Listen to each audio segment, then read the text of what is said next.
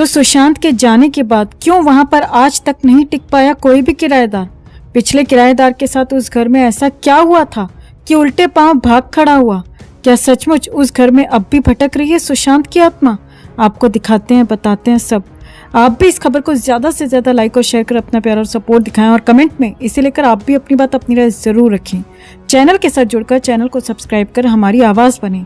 तो आज हम एक खास विश्लेषण लेकर आए हैं दोस्तों आप लोगों के लिए। ये विश्लेषण उन घरों के बारे में है जहां हत्या या आत्महत्याओं की कोई बड़ी हाई प्रोफाइल घटना होती है, और इन्हीं में से एक घर है मशहूर एक्टर सुशांत सिंह राजपूत का। आज से 3.5 साल पहले 14 जून 2020 को मुंबई के जिस फ्लैट में सुशांत सिंह राजपूत की मौत हुई थी, आज उस फ्लैट को ना तो कोई किराए पर लेना चाहता है और ना ही कोई खरीदने के लिए तैयार है। यानी सुशांत सिंह राजपूत के इस घर में कोई रहने के लिए तैयार नहीं है। जो तस्वीर आप देख रहे हैं, सुशांत सिंह राजपूत जब जिंदा थे तब उन्होंने अपने घर की ये शूटिंग की थी, और इन तस्वीरों में उन्होंने अपना घर दिखाया था कि उन्होंने कैसे बड़े प्यार से, बहुत क्रिएटिविटी के साथ अपना ये घर तैयार किया है। किस दीवार पर कौन सा पेंट किया है, रंगों का सिलेक्शन कैसे किया है, घर को किस तरह सजाया है, ये उन्होंने पूरे देश को बताया था। फिर इसी घर में, इसी सुंदर से शानदार घर में सुशांत की मौत हो गई, और तब से लेकर अब तक इस घर को किराए पर देने की कई बार कोशिशें हो चुकी हैं। इसका किराया भी कई बार कम किया गया है, डिस्काउंट पर इसे देने की कोशिश की गई है, लेकिन फिर भी कोई भी परिवार इस घर में आकर रहना नहीं चाहता। और यहाँ बात सिर्फ इस घर की नहीं है, बात और भी घरों की है। कभी आपने सोचा है कि जिन घरों में हत्या या आत्महत्या की हाई प्रोफाइल वारदातें होती हैं, उन घरों का बाद में क्या होता है? आज हम आपको सुशांत का घर तो दिखाएंगे ही, बताएंगे कि सुशांत के घर में लोग रहना क्यों नहीं चाहते, लेकिन इसके साथ ही हम आपको नोएडा भी लेकर चलेंगे। नोएडा के जिस घर में आरुषि तलवार रहती थी और जहां पर आरुषि की हत्या हुई, उस घर का बाद में क्या हुआ। इसी तरह निठारी की जिस कोठी में लगभग 20 लोगों की हत्या हुई थी, 15 से 20 लोगों की, अब वहां कौन रहता है? और दिल्ली के बुराड़ी के उस मकान में जहां एक ही परिवार के 11 लोगों ने एक साथ आत्महत्या कर ली थी, अब वहां कौन रहता है? हमने इन तमाम लोकेशंस को लेकर एक रिपोर्ट आपके लिए तैयार की है, जिसमें आपको ये बताने की कोशिश की गई है कि जब किसी घर में ऐसी कोई बड़ी दुर्भाग्यपूर्ण वारदात होती है तो बाद में उन घरों का क्या होता है। मुंबई की माउंट ब्लैंक सोसाइटी का ये वही घर है जहां 14 जून 2020 को एक्टर सुशांत सिंह राजपूत की संदिग्ध परिस्थितियों में मौत हो गई। सुशांत की मौत के बाद से ये घर पहले पुलिस और फिर सीबीआई की निगरानी में था, लेकिन अब ये फ्लैट खाली पड़ा है और कोई भी यहाँ आकर रहना नहीं चाहता। हम इस वक्त आपको वही माउंट ब्लैंक सोसाइटी दिखा रहे हैं। इसी बिल्डिंग के टॉप फ्लोर पे सुशांत सिंह राजपूत रहते थे। तब इसका किराया लगभग 4.5 लाख था, और ऐसी चर्चाएं थी कि ये घर रेंट पे जाने में या फिर किराए पर जाने में काफी दिक्कतें सामने आ रही हैं। हालांकि सुशांत सिंह राजपूत की मौत के बाद ये घर कुछ दिनों के लिए किराए पर लिया गया था, लेकिन बताया जाता है कि उस परिवार को यहाँ रहते हुए बेहद अजीबोगरीब अनुभव हुए। कई बार उन्हें लगता जैसे घर के किसी कोने से सिसकने की आवाजें आ रही हैं, तो कभी आधी रात में लगता कि हॉल में कोई चहलकदमी हो रही है। बताया जाता है इन्हीं सब बातों से परेशान होकर वो किराएदार ये घर छोड़कर भाग गया।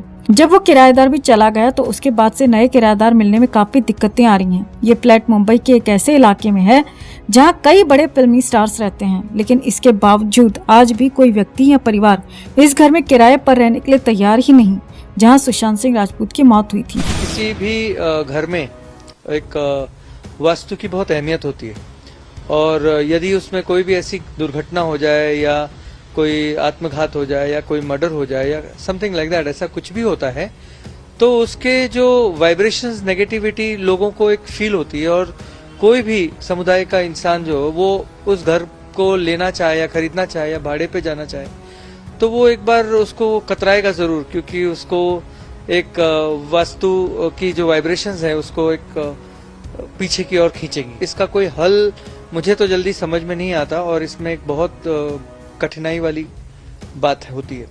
जब तक वो बिल्डिंग टूट के या दूसरी कोई बिल्डिंग ना बने या वास्तु में बदलाव ना हो, तब तक तो बहुत डिफिकल्ट हो। दिल्ली के पास नोएडा के निठारी गांव की ये D5 कोठी है, जिसमें 2006 में निठारी कांड हुआ था, जिसमें इस कोठी से कई बच्चों समेत अन्य लोगों के नरकंकाल मिले थे। उसके बाद से ही इस कोठी का मालिक और उसका नौकर जेल में है। आज 17 साल बाद भी ये कोठी वीरान है, और लोग इसके आसपास से गुजरने से भी डरते हैं। जब मैं बैठ गया तो पूरा आदमी इधर आता है, कोई कोई यूट्यूब चैनल इधर आता है, बोले भाई ये इसमें क्या हुआ है। मैं बोला हम तो नया आया हूँ, क्या मालूम नहीं है। फिर वो बोला जो इसमें कोई कांड हुआ था, D5 है, बच्चे करने वाला केस हो गया। तो उसी टाइम में डर गया था। डरने के बाद में बोला भाई इसमें बैठ गया तो कहाँ जाऊँ, तो मैं ये सब भगवान जी का फोटो भी लगा दिया। भूत बंगला है पीछे, तो सामने भगवान हनुमान जी का फोटो लगा दिया, तो आप डर नहीं है। अचानक एक आवाज आता था, तो मैं भी उस टाइम बाद में पता चला कि साला इसके अंदर कुछ है। तो बच्चा काटने वाला सीन जो सुना तो मैं डर गया था। तो इसके सामने में बैठ के सिलाई करना था।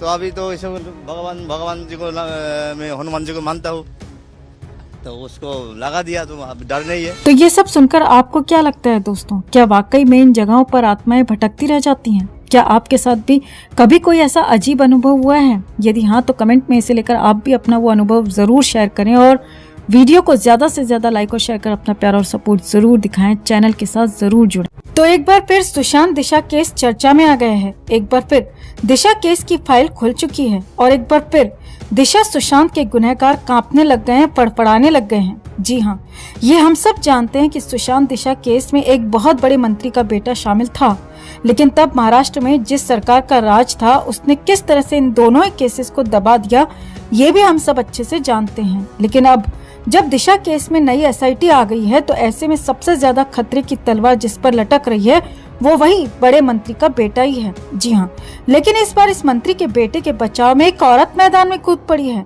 उसका बचाव करते हुए उस पर लग रहे सारे इल्जामों को नकारने के लिए।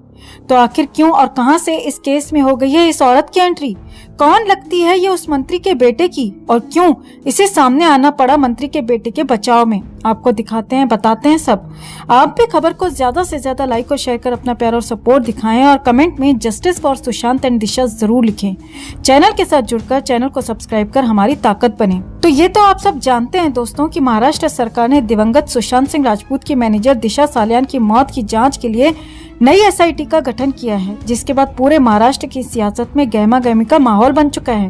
पूर्व राज्य सरकार के सभी बड़े बड़े मंत्री घबराए बौखलाए नजर आ रहे हैं और जांच अधिकारी ने जब से ये ऐलान कर दिया है कि इस बार हर उस शख्स से पूछताछ होगी जिस पर जरा सा भी संदेह नजर आता है, तो ऐसे में सभी ये कयास लगा ही रहे थे कि शायद जांच अधिकारी का इशारा सीधे सीधे बेबी पेंगुइन की तरफ ही है।